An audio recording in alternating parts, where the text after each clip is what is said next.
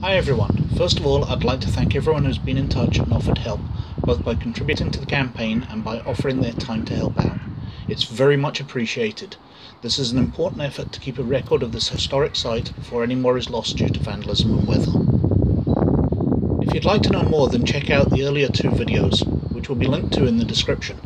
And if you'd like to help out, then check out the Indiegogo campaign, which is linked to below, or get in touch, as every single bit of help, no matter how large or small, is very, very welcome.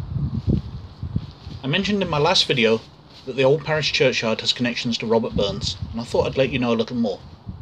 Well, in 1781, Robert Burns, a 22-year-old farmer, came to Irvine from a farm known as Mauchline, 10 miles south, near to Bolton. One of the crops they were growing there was flax, which gives the fibres for making linen.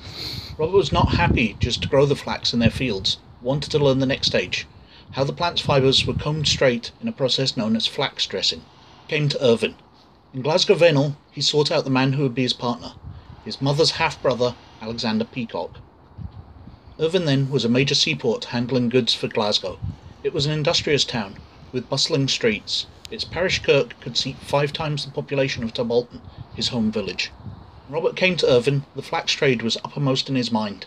By the time he left, he sensed his future was to be in poetry. Irvine provided stimulus for Burns's restless mind. In the bookshop of William Templeton, the town councillor, bookseller and local worthy, Burns spent much time browsing.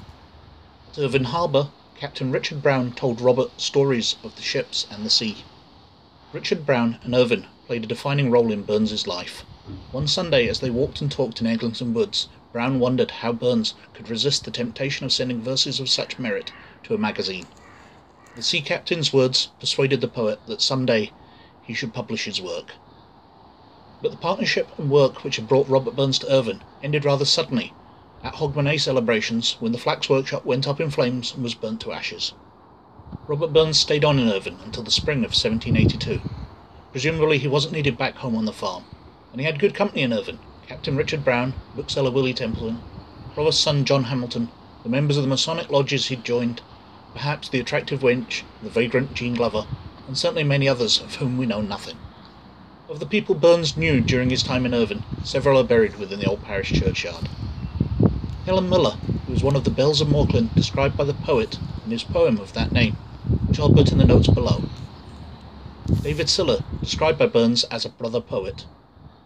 John Peebles, convener of trades, who personally knew Robert Burns. There is a memorial erected by John Orr, a merchant, in memory of 3 daughters and 2 sons. He personally knew Robert Burns as well. And, as mentioned in a previous video, there's John Fletcher, a surgeon. He personally knew Robert Burns, and later in his life he was implicated as a resurrectionist or body snatcher, so he took himself off to Ayr, where he died in 1830, aged 32. Many thanks for taking the time to watch, and please share and consider helping out to record this historic site.